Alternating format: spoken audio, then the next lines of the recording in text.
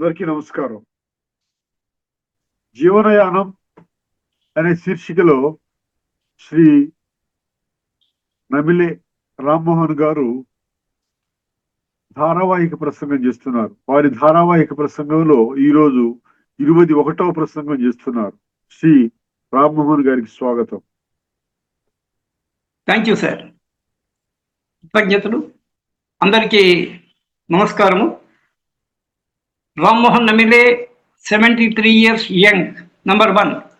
ఇది నేను మీ అందరికీ స్ఫూర్తిగా చెప్పడం ఎందుకంటే మనం ఎప్పుడు కూడా మన ఏజ్ అయిపోయింది అనేటువంటి భావనలో ఉండరాదు. హవెవర్ ఓల్డ్ వి ఆర్, మనం ఎంత పెద్దవాళ్ళని ముసలివాళ్ళని అయినప్పటికీ వీఆర్ ఈక్వల్లీ యంగ్, అంతే యంగ్. సో 73 years యంగ్, ఆ స్ఫూర్తితో ఉండాలి మనము. That is one thing. And second thing is that some loyalty factor అంటాము. లాయల్టీ ఉండాలి. నేను 38 సంవత్సరాలు పనిచేసిన ఇండియన్ బ్యాంకు 38 సంవత్సరాలు నాకు జీతం ఇచ్చింది.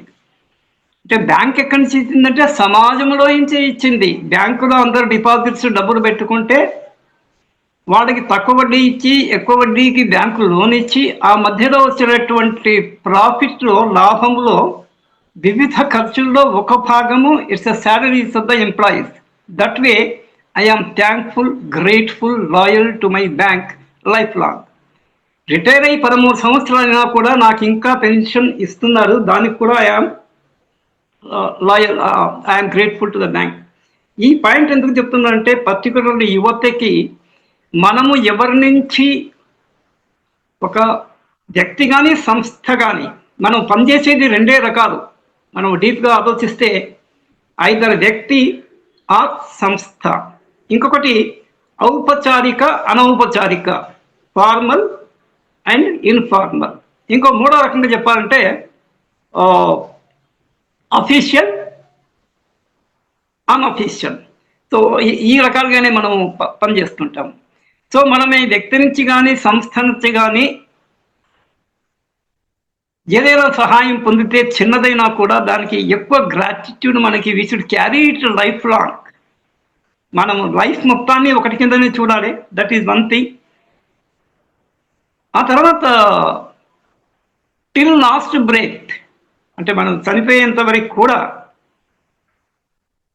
అంతే యాక్టివ్గా ఉండాలి. అంటే ఒక్కొక్కసారి పరిస్థితులు కుదరక అది సాధ్యము కాకపోవచ్చు, కానీ ఆ పోరాట పటిమ, ఆ స్ఫూర్తి అనేది మనిషిలో ఎప్పుడు కూడా ఇంకిపోనివ్వరాదు.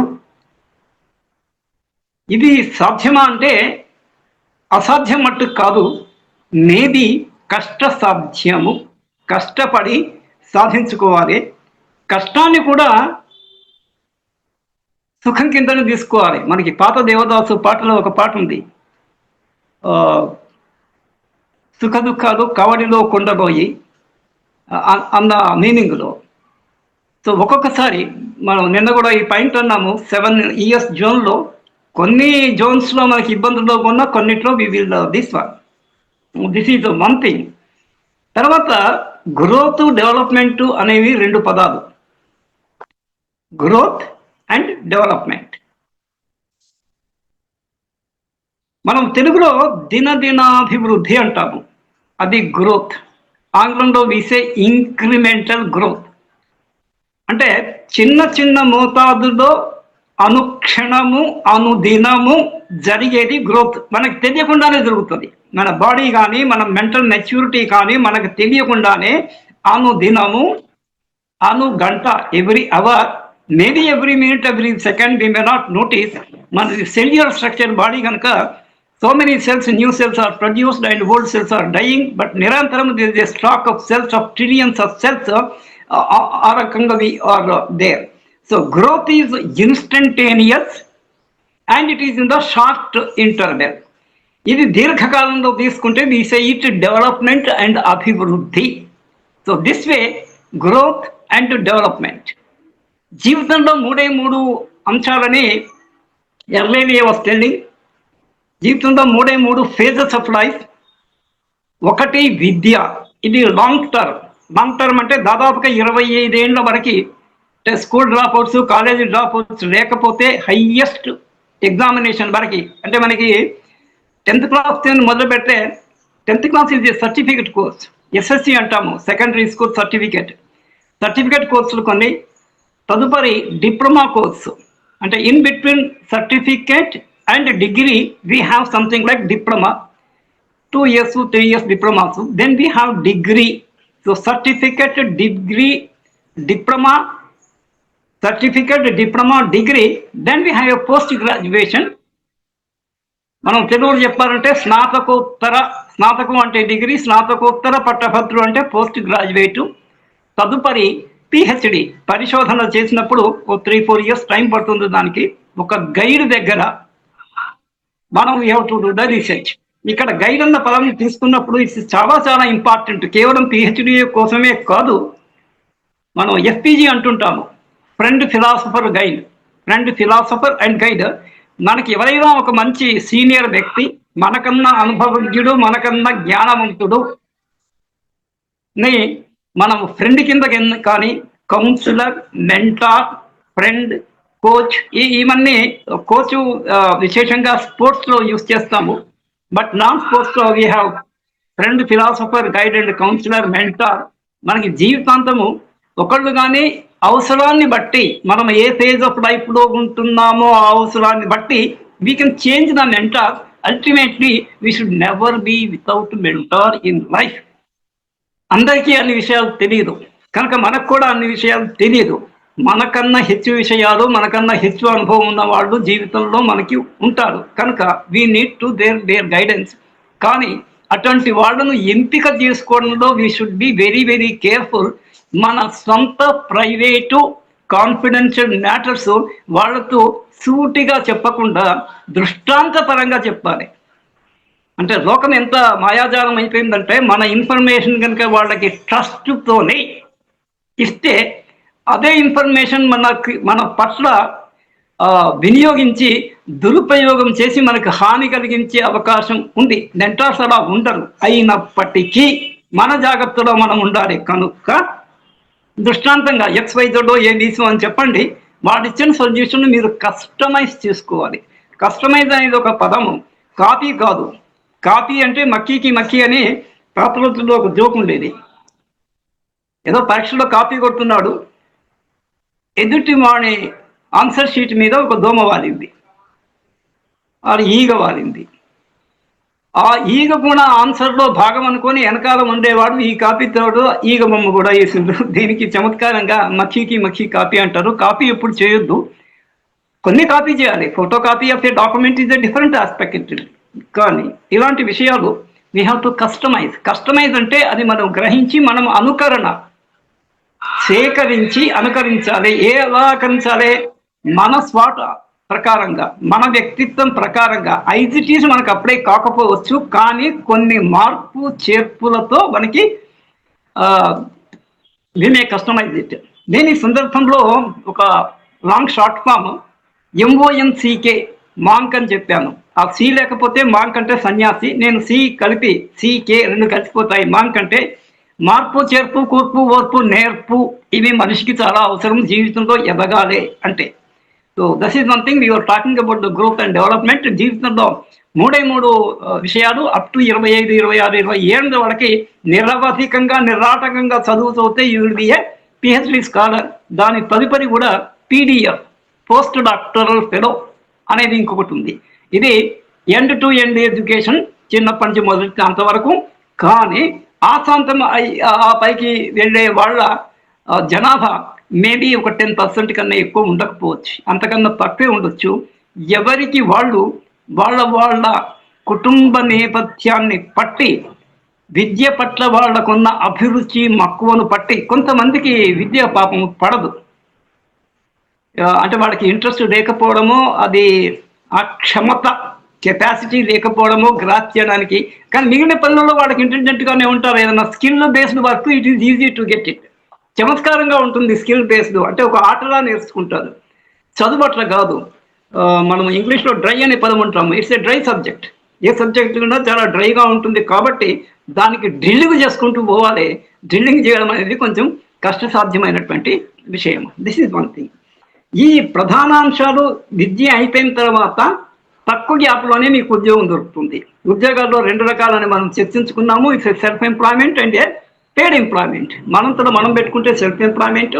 నేను దాని నుంచి కూడా వచ్చే రోజుల్లో సెల్ఫ్ ఎంప్లాయ్మెంట్ చేసుకోవడానికి మనకు కావాల్సినటువంటి ఔపచారికతలు, ఫార్మాలిటీస్, రిజిస్ట్రేషన్స్ ఏవేవి చేసుకోవాలి, చేసుకుంటే ఏమి బెనిఫిట్స్, బ్యాంకులు ఏ రకంగా వాటికి లోన్ ఇస్తున్నాయి అనేది కమింగ్ సెషన్లో we will deal in detail. ఇక పేడ్ ఎంప్లాయ్మెంట్లో అంటే మనం ఎవరి దగ్గర పని చేస్తుంటాము, వాళ్ళు మనకి they will be giving us salary. This is the thing. Paid ఎంప్లాయ్మెంట్లోకి పోతారు. అంటే చదువు సమాప్తమైన తర్వాత జనరల్గా ఏం జరుగుతుందంటే భారతదేశంలో పర్టికులర్గా అన్ని దేశాల్లో కూడా మనము 10th క్లాస్ పాస్ అయ్యి 18 years దాటితే మీరు ఉద్యోగానికి అర్హుడు. ఈ విషయం మనం గతంలో కూడా మాట్లాడుకున్నాము. ఒకసారి ఉద్యోగం దొరికితే మనకి టైప్స్ ఆఫ్ ఎంప్లాయ్మెంట్ కూడా మనం మాట్లాడాము. గెయిన్ఫుల్ ఎంప్లాయ్మెంట్ అంటే ఒక మోస్తరు జీవితం వస్తే, అంటే మనం పెళ్లి చేసుకుంటే భార్యను పోషించే అంత సరిపడ జీవితం వచ్చినప్పుడు తీసే గెయిన్ఫుల్ ఎంప్లాయ్మెంట్. మనకి గేమ్స్ఫుల్ ఎంప్లాయ్మెంట్ దొరకగానే పుస్తకాలు అటకెక్కుతాయి అనేది ఒక సామెత. ఇట్స్ నాట్ ఏ సామెత, ఇట్స్ సేయింగ్ మాదిరి చెప్తుంటాము. పుస్తకాలు అటకెక్కినాయి. కానీ I say in a different way. మీరు చదువు అన్ఫినిష్డ్గా అంటే పూర్తి పీడిఎఫ్ వరకు వెళ్ళకుండా, అంటే హైయెస్ట్ లెవెల్కి వెళ్ళకుండా మధ్యలో అతినా కూడా ఉద్యోగం వచ్చి మీరు ఉద్యోగం చేస్తూనే డిస్టెన్స్ ఎడ్యుకేషన్లో you can continue your education even up to PhD. డిస్టెన్స్లో కూడా పిహెచ్డీస్ ఉన్నాయి. అంటే దీనికి ప్రాథమికంగా కావాల్సింది ఏంటంటే విద్య పట్ల మక్కువ, అభిరుచి ఉండాలి. మరి దాని వల్ల బెనిఫిట్స్ ఉన్నాయంటే డెఫినెట్గా ఉన్నాయి. మనకు కాస్ట్ బెనిఫిట్ అనాలిసిస్ ABC వెనక నుంచి వస్తాము. Cost benefit analysis. కాస్ట్ అంటే మనం జనరల్గా డబ్బు అనుకుంటాము. డబ్బుతో పాటు ధనేతర కాస్ట్ కూడా ఉంటుంది. Like we are spending our time on education. పుస్తకం చదువుతున్నాము, ఆ టైం వీఆర్ స్పెండింగ్. ఎనర్జీ కూడా మనకి కొంత పోతుంది దాంట్లో. అది చదవడంలో, అర్థం చేసుకోవడంలో, మస్తిష్కానికి ఫిజికల్ అండ్ మెంటల్ ఇన్పుట్ కూడా ఉంటుంది దానికి. కనుక మనం పెట్టిన కాస్ట్కి benefit should be definitely it should be more at least equal. తక్కువ ఉంటే నష్టము, ఎక్కువ ఉంటే గెయిను. సరాసరి ఉంటే this is no cost no loss no profit situation అంటాం మనకి. NLP, no loss no profit. Neuro linguistic programme కూడా షార్ట్ ఫామ్ NLPఏ. ఇక్కడ ఈ సందర్భంలో చెప్తుంది నేను, no loss no profit situation. So ఇంకోటి LLL, లైఫ్ లాంగ్ లర్నింగ్. మనకు ఉద్యోగం వచ్చినా కూడా ఏదో డిస్టెన్స్ కోర్సులోనో ఏదో రకంగా ఔపచారికంగా కానీ అనౌపచారికంగా కానీ విద్యాభ్యాసము అనేది ఎప్పుడు ఆపకూడదు. నాకు అన్నీ తెలుసు అని అనుకోరాదు. I think if I remember correctly, Bhrigu Maharshi ఎవరో బ్రహ్మదేవుని గురించి తపస్సు చేసి he was going on seeking extension of time. ఎందుకోసము అంటే నేను ఇంకా నేర్చుకునేది చాలా ఉంది అనేసి. అప్పుడు బ్రహ్మ అంటాడు, నువ్వు ఎన్నెన్ని జన్మలు ఎత్తినా కూడా, ఎంత ఎక్స్టెన్షన్ తీసుకున్నా కూడా you can not learn everything that is available అని ఏదో అక్కడికి చాప్టర్ అయిపోయింది. అలాగే మనం మొత్తము నేర్చుకోలేకపోయినా కూడా మన జీవితం ఉన్నంత కాలము మొత్తమే నేర్చుకోవడానికి కుదరదు. జీవిత కాలము అంటే దాని ఇంప్లాయిడ్ మీనింగ్ ఏంటి? నేను నేర్చుకోవడం అనేది ఆపకూడదు అనేది. So this is another thing. విద్య అయిపోయంగానే ఉద్యోగం దొరకడానికి జనరల్గా ఎక్కువ వ్యవధి పట్టదు. మేబీ మనం పరీక్ష రాయడము, ఇంటర్వ్యూ, ఇప్పుడు ఎక్కడైనా కూడా ఈవెన్ హయ్యర్ ఎడ్యుకేషన్లో కూడా, ఉన్నత విద్యలో కూడా it is followed by entrance examination.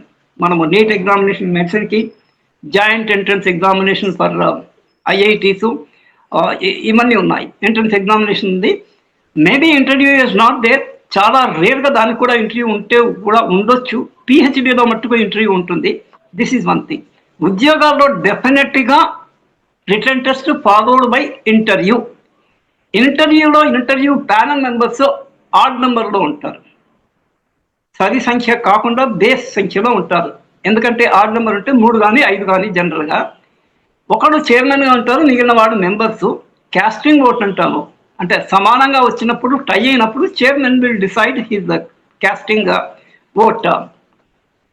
ఇంటర్వ్యూలో మీరు మాట్లాడాలి అంటే, ఫేస్ చేయాలి అంటే ఇంటర్వ్యూను సబ్జెక్ట్ నాలెడ్జే కాకుండా మీకు word power, language skill, communication skill ఎక్సలెంట్గా ఉండాలి. ఎంత మాట్లాడాలి, ఎక్కడ మొదలు పెట్టాలి, ఎంత నిడిలో మాట్లాడాలి, ఎక్కడ ఆపాలి అనేది. ఎవరితో మాట్లాడుతున్నాము, ఇంటర్వ్యూ తీసుకునే వాళ్ళు మనకన్నా వయస్సులో పెద్దవాళ్ళు, అనుభవంలో పెద్దవాళ్ళు, ఉద్యోగ రీత్యా కూడా పెద్దవాళ్ళు, మీకు ఇంకా ఉద్యోగమే లేదు కనుక ఇవన్నీ పరిగణలోకి తీసుకొని ఇది ఉండాలి. ఇంకా నేను కొన్ని వీడియోలో అక్కడక్కడ చూస్తుంటాను, కొన్ని వీడియోస్ పెడతారు. అంటే ఇంటర్వ్యూ అయ్యే ప్లేసుల్లో వాళ్ళు గేట్లోకి ఎంటర్ అవుతూనే కొన్ని కావాలనే వీళ్ళు కొన్ని క్రియేట్ చేస్తుంటారు. ఒక వాటర్ ట్యాపు ఖాళీగా పోతుంటుంది, నీళ్లు డ్రైన్ అయిపోతున్నాయి, ఎవరో ఆన్ చేసి ఆఫ్ చేయలేదు. ఈ వచ్చే క్యాండిడేట్ దాన్ని ఆఫ్ చేస్తున్నాడా లేదా, ఒకవేళ ఆఫ్ చేస్తే సామాజిక బాధ్యత ఉన్నట్టు, రిసోర్సెస్ని వేస్ట్ చేయనట్టు, అంటే అది వ్యక్తిత్వంలో ప్రతిబింబిస్తుంది. సో వీడియోలో ఇవన్నీ వాడు లోపలికి మనం వెళ్ళి ఎప్పటికి చూస్తుంటారు. వీడియో ఉన్నప్పుడు ఆడియో కూడా ఉంటుంది. మనం ఇంటర్వ్యూ చేసే వాళ్ళ గురించి మనం ఏమన్నా చెడుగా కానీ విరుద్ధంగా కానీ ఏమన్నా మాట్లాడుతున్నామా, దీన్ని బట్టి మన మనస్తత్వాన్ని వాడు ముందే ఊహించే ఇది ఉంటుంది. అపార్ట్ ఫ్రమ్ మన ప్రొఫైల్ గురించి నేను నిన్న కూడా చెప్పాను. మన ప్రొఫైలే కాకుండా ఇవి కూడా ఏం చేస్తారు. ఇక్కడ ఒక క్యాచ్ పాయింట్ ఏంటంటే, మనం ఏదైతే పబ్లిక్లో చేయకూడని, మాట్లాడకూడని విషయాలు ఉంటాయో ప్రైవేట్లో కూడా అవి చేయకూడదు. సేవ్ ఎక్సెప్షన్స్, కొన్ని మినహాయించి ప్రతి జనరలైజేషన్కి ఒక ఎక్సెప్షన్ ఉంటుంది ఎంతో కొంత. 100% అందరికీ అప్లై అయ్యేటువంటి జనరలైజ్డ్ విషయాలు ఉండవు. అంటే రేర్గా ఉంటాయి. అందరికీ ప్రాణం ఉంటుంది, ఇట్స్ 100% జనరలైజేషన్. జీవించి ఉన్న వాళ్ళకి అందరికీ ప్రాణం ఉంటుంది అనేది ఇట్స్ 100% జనరలైజేషన్. కానీ ఆ తర్వాత వచ్చే వాటికి 100% ఉండదు, మేబీ 99.99. ప్రాణం ఉన్నంత మాత్రాన జీవశక్తి అందరికీ సమానంగా ఉండదు. ప్రాణము సమానమే ఉన్నాడు, ప్రాణంతో ఉన్నాడా ప్రాణం లేకుండా ఉన్నాడా అనేది ఈక్వల్ అయినా కూడా జీవశక్తి ప్రాణం ఉన్న ప్రతి వ్యక్తికి ఈక్వల్గా ఉండదు. That is the thing we have to grasp. So పబ్లిక్లో చెయ్యకూడని పనులు మనం ప్రైవేట్లో కూడా చేయకపోతే అది మనకి ప్రాక్టీస్ అవుతుంది. సేవ్ ఎక్సెప్షన్స్, కొన్ని విషయాలు వేరు, చాలా స్వల్ప విషయాలు. In this we should this one. అంటే మనం ఏదో ఒకటి మనం చాలా అబ్జర్వ్ చేస్తుంటాము. అంటే చిన్నప్పటి నుంచి man is nothing but a bundle of habits and ideology. అలవాట్లు చిన్నప్పటి నుంచి ఇప్పటికి మీరు 18 years towards the end of this third phase of లైఫ్కి వచ్చినప్పుడు నేను స్వతంత్రుడు, న్యాయరీత్యా, అంటే మీరు legally you are competent person, you can enter in to contract. మనకు జీవితంలో రెండు చాలా విశేషమైన కాంట్రాక్ట్స్, ఒకటి ఫార్మల్ కాంట్రాక్టు, ఇంకొకటి ఇన్ఫార్మల్ కాంట్రాక్టు. ఫార్మల్ కాంట్రాక్టు ఉద్యోగము, your employment is a contract. Appointment letter, application, terms and conditions, you sign it. ఈ appointment letter ఇచ్చినప్పుడు ఒక కాపీ మీద మీరు సైన్ చేసి వాళ్ళకి ఇవ్వాలి, దట్ ఈస్ సంథింగ్. రెండవది అనౌపచారిక informal contract is a marriage. మ్యారేజ్కి మనము కాంట్రాక్ట్ అంటే రిజిస్టర్ చేస్తాం, it's a different question, but it's not an agreement. Registration, పెళ్లి కూతురు ఎవరు, పెళ్లి కొడుకు ఎవరు, అలాంటి డీటెయిల్స్ అక్కడ ఉంటాయి. కానీ అక్కడేమి ఉడంబడికలు, ఒప్పందాలు ఏముండవు. ఎందుకంటే ఇట్స్ ఇన్ఫార్మల్ కాంట్రాక్ట్. అంటే మన సాంప్రదాయ రీత్యా వాళ్ళ మత కట్టడల్ని అనుసరించి, మనకి హైందవ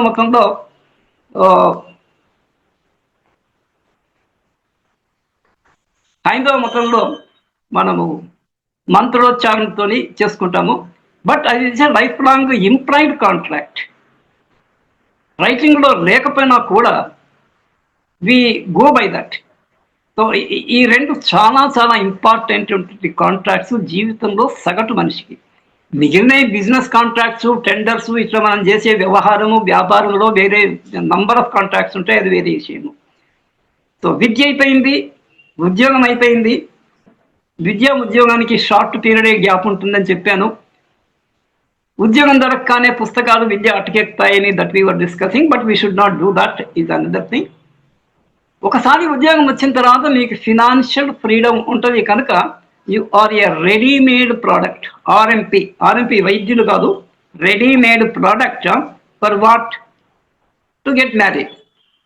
ఇప్పుడున్న జనరేషన్ జెడ్లో 1 minute సార్. యా,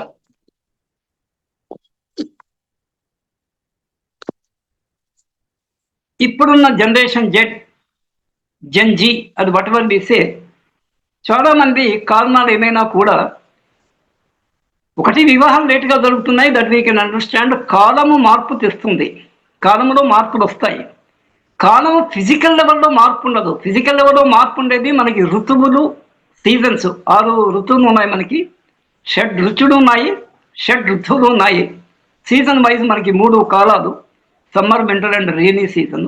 ఆ రకమైన వాతావరణంలో వచ్చే మార్పులు ఒక తీరైతే, ప్రపంచంలో వచ్చే మార్పుల్లో మార్పు ఎలా వస్తుందంటే, మనుషుల్లో 2 కేటగిరీస్ ఆఫ్ పీపుల్ ఉంటారు. 80-20 అని పేర్టో రూల్ అని ఒకటి, మేనేజ్మెంట్లో ఒకటి. 80-20 రూల్ అంటే 100లో నాణ్యత 20% ఉంటుంది, మిగిలిన 80 కూడా పనికొస్తారు. మనకి స్పేర్ పార్ట్స్ టైపులోనో, లేకపోతే ఆమ్ ఆద్మీ, ఖాస్ ఆద్మీ. ఇక్కడ హైదరాబాద్లో పుట్టి పెరగడం చేత కొన్ని ఉర్దూ పదాలు కూడా మస్తిష్కంలో ఉంటాయి. ఖాస్ అంటే స్పెషలిస్టులు, ఆమ్ అంటే జనరల్. 100లో 20 మందే నిష్ణాతులు, సమాజానికి ఉపయోగం వచ్చేవాడు. మిగిలిన వాళ్ళంతా కన్జ్యూమర్స్, ఉద్యోగం చేస్తారు. మీరు ఉద్యోగాలు, ఇది యూనివర్సల్ ఫార్ములా. ఏ ప్రొఫెషన్లో ఏ ఉద్యోగం చేసినా కూడా కాంట్రిబ్యూట్ చేసేవాళ్ళు 20% ఉంటారు, జీతాలు తీసుకునే వాళ్ళు మట్టుకు 100% ఉంటారు. సో దిస్ వే ఇది ఎక్కడైనా అప్లై అవుతుంది. సో కమింగ్ బ్యాక్, విద్య తర్వాత ఉద్యోగము, ఉద్యోగం తర్వాత your a readymade product for marriage. నేను marriage is an necessary evil in life అంటాను. అంటే ఈవిల్ అనేది కూడా పాజిటివ్ పదమే. అంటే జీవితంలో వివాహం లేకపోతే మనము తాడు లేని బొంగురంలా ఉంటాం. తాడు లేకుండా బొంగురం తిరుగుతుంది కదా? తిరగదు. నేను బొంగురమే తిప్ప అంటే వేరే విషయము. బ్రహ్మచర్య జీవితాన్ని ఆశాంతము పాటించడానికి కావలసినటువంటి క్షమత, కెపాసిటీ, ఓర్పు, నేర్పు అందరికీ సాధ్యం కాదు. 1,00,000లో ఒకరికి ఉంటే ఎక్కువ. మనకి చెప్పుకోదగ్గ బ్యాచిలర్స్లో వాజ్పేయి కానీ, అబ్దుల్ కలాం కానీ, స్వామి వివేకానంద కానీ చాలా తక్కువ మందిలో ఉంటారు. అంటే ఆశాంతము, ఆజన్మ బ్రహ్మచర్యము, భీష్ముడు, అలా అంత నిబద్ధత ఉండడం అనేది సామాన్యవానికి సాధ్యం కాదు. వివాహం చేసుకోవాల్సిందే. పిల్లలు మీరు కావాలంటే కరెంట్ లేకపోతే లేదు.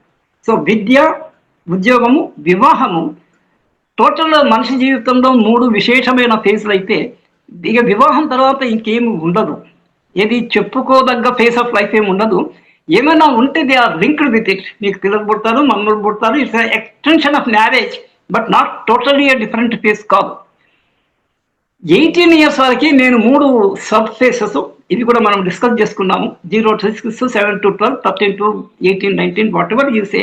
ఈ 3 ఫేజుల్లో, ఈ 3 సబ్ ఫేజుల్లో మీరు 18 years క్రాస్ అవుతూనే మీరు సర్వస్వతంత్రులు, న్యాయ దీని ప్రకారంగా. ఇప్పటికే మీకు శీల నిర్మాణం జరిగి ఉండాలి 18-19 yearsకి. మీకు మీ తల్లిదండ్రులు, ఇంట్లో, బయట గురువులు, విశేషించి టీచింగ్ కమ్యూనిటీ ఎంతవరకు చేస్తున్నారో లేదు అనేది వేరే విషయము. నేను 80-20 అని ఇందాక నేను ప్రస్తావించడం మీతోని. ఆ తర్వాత మన నైబర్హుడ్, మన కమ్యూనిటీ కూడా. నా ఎరుకలో వాళ్ళు ఉండే నివాసము అంత యోగ్యంగా లేనప్పుడు, అంటే ఎవరు అయోగ్యం అనేటువంటి విషయం నేను అనట్లేదు. కొంచెం కమ్యూనిటీ బాగలేదనే వాళ్ళు, వాళ్ళకి అక్కడ సొంత ఇల్లు ఉన్నా కూడా పిల్లల యొక్క అభివృద్ధి కోసము ఆ ఇల్లు వాళ్ళకి అద్దెకిచ్చి వాళ్ళు ఒక బెటర్ కమ్యూనిటీలో, maybe a gated community or whatever, వాళ్ళకి ఆర్థిక స్తోమత కొంచెం తక్కువ ఉన్నప్పటికీ కూడా బడ్జెట్లో మిగిలిన ఖర్చులు ఖర్చు చేసి పిల్లల శ్రేయస్సు కోసమని they are deciding in different కమ్యూనిటీలో ఉంటున్నారు. ఇవి కూడా మేము చాలా వరకు చూస్తున్నటువంటి విషయాలు.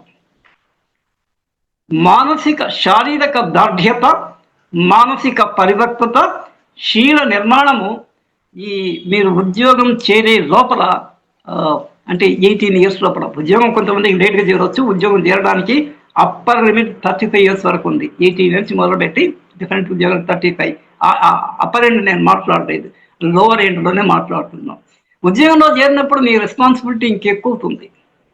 యు ఆర్ సర్వింగ్ అయిన ఆర్గనైజేషన్స్, మీకు కస్టమర్స్ ఉంటారు, కస్టమర్స్తో communications, relationship, whatever profession మీరు ఏదున్నా కూడా, మీరు టీచర్ అయితే యువర్ స్టూడెంట్స్తో మనం ఎట్లా చెప్పాలి. So communication, language skill and word power అనేది యూనివర్సల్గా ప్రతి ఒక్కరికి ఏదో ఒక లెవెల్లో అవసరం ఉంటుంది. టీచింగ్ వాళ్ళకైతే ఇంకా ఎక్కువ అవసరం ఉంటుంది. మీరు ఎంచుకుని సబ్జెక్ట్లో ఎక్స్పర్టైజు, మీ సబ్జెక్ట్ను మీరు పని చేయడంలో నేర్పడడం స్కిల్, చెప్పడంలో కూడా వాక్ చాతుర్యము, డల్లెస్ట్ స్టూడెంట్ కూడా అర్థమయ్యే పద్ధతిలో చెప్పగలిగేటువంటి స్థైర్యం ఉండాలి. ప్రొఫెషనల్ అడ్వాన్స్మెంట్, డెవలప్మెంట్ కూడా ఒక 20-30 ఏళ్ళ సర్వీస్ అయిన తర్వాత కూడా రేపేమి పని చేయదలుచుకున్నామో, పర్టికులర్లీ టీచింగ్ కమ్యూనిటీలో మళ్ళీ ఈరోజు చదువుకోవాలి. వేరే పని అయినా కూడా రేపేం పని చేయాలంటే ఈరోజు మండకొకసారి రిహార్సల్, డ్రెస్ రిహార్సల్, నాటకాల్లో వేసే డ్రెస్ రిహార్సల్, డ్రెస్ వేసుకొని చేస్తే, అదర్వైజ్ వితౌట్ డ్రెస్ రిహార్సల్ అది చేసుకోవాల్సిన అవసరం ఉంది. So I was talking about the growth and development, 3 main phases of life, 3 sub phases of life. మనం ఇప్పుడు మాట్లాడుతున్నది we are at the end of the 3rd sub phase of life. By the time we reach the age of 18-19 that thing. అప్పటికే మీరు ఒక bio product, all humans are bio products. మీ తల్లిదండ్రులు మిమ్మల్ని సమాజంలో ఒక బయో ప్రోడక్ట్ కింద launch చేస్తున్నారు. ఉద్యోగంలో లాంచ్ చేస్తున్నారు, సమాజంలో లాంచ్ చేస్తున్నారు, వైవాహిక జీవితంలో లాంచ్ చేస్తున్నారు. కానీ అప్పటికే మీ కెపాసిటీ ఫుల్లీ అంటే you should be a fully equipped person అయి ఉండాలి ఆడియన్స్కి. Then growth and development. ఈ గ్రోత్ ఫేజు అంటే ఒక రకమైనటువంటి అండర్స్టాండింగ్లో 18-19 yearsకు గ్రోత్ పార్ట్ అయిపోతుంది. ఈ గ్రోత్ కనుక పర్ఫెక్ట్గా జరిగితే, నేను ఇందాక శరీర నిర్మాణము, ఫిజికల్ అండ్ మెంటల్ మెచ్యూరిటీ అన్న, maturity is a long lasting process. 18 years ఉండే మెచ్యూరిటీకి, ఏజ్ 30 వచ్చినప్పుడు మెచ్యూరిటీకి ఇట్ ఇస్ డిఫరెన్స్. కానీ ఒక 70-80% మెచ్యూరిటీ మీకు మేజర్ అయ్యేప్పటికే 18-19 yearsకి రావాలి. ఉద్యోగం దొరికితే బాధ్యతతోని కూడా మనకు మెచ్యూరిటీ పెరుగుతుంది. వివాహం కూడా ఒక బాధ్యత. వివాహం చేసుకుంటే కూడా మేము మెచ్యూరిటీ పెరుగుతుంది. దేర్ ఆఫ్టర్ కూడా maturity is a long drawn process, జీవితాంతం మెచ్యూరిటీ. నేను ఈ విషయం ఉన్నప్పుడు ఏఈఈ అంటుంటాను. ఏజ్ని బట్టి కొంత maturity, the kind of exposure you have, మీ ప్రొఫెషన్కి, మీ వృత్తిలో మీకు ఎక్స్పోజర్ కానీ, టోటల్గా సమాజంలో ఎక్స్పోజర్ కానీ. ఉదాహరణకి నేను నేషనల్ బ్యాంక్లో పనిచేశాను, ఇండియన్ బ్యాంక్లో. Bank officers, commercial and national బ్యాంకుల్లో officers are transferable across India. చాలా మందికి వేరే రాష్ట్రాల్లో పనిచేయడం అంటే మన మాతృభాష ఉండదు అక్కడ, వేరే లాంగ్వేజ్ ఉంటుంది, వేరే కల్చర్ ఉంటుంది. దో వి ఆర్ ఇన్ ఇండియా, భారతీయులం అయినా కూడా ఒక్కొక్క స్టేట్కి ప్రత్యేకమైనటువంటి ఇది ఉంటుంది. చాలా మందికి ఝిజక్ అంటే కొంచెం సందేహం ఉంటుంది. చాలా మంది ప్రమోషన్ కూడా యాక్సెప్ట్ చేయరు, ట్రాన్స్ఫర్స్ ఉంటాయి అనేసి. బట్ నేను ట్రాన్స్ఫర్స్ మూలాన చెన్నై, బాంబే, కలకత్తా ఇవన్నీ తిరిగి inbuilt advantage, IBA inbuilt advantage ఉంటుంది ఈ ట్రాన్స్ఫర్స్ మూలాన కూడా. అది మనం చూడగలుగుతాము.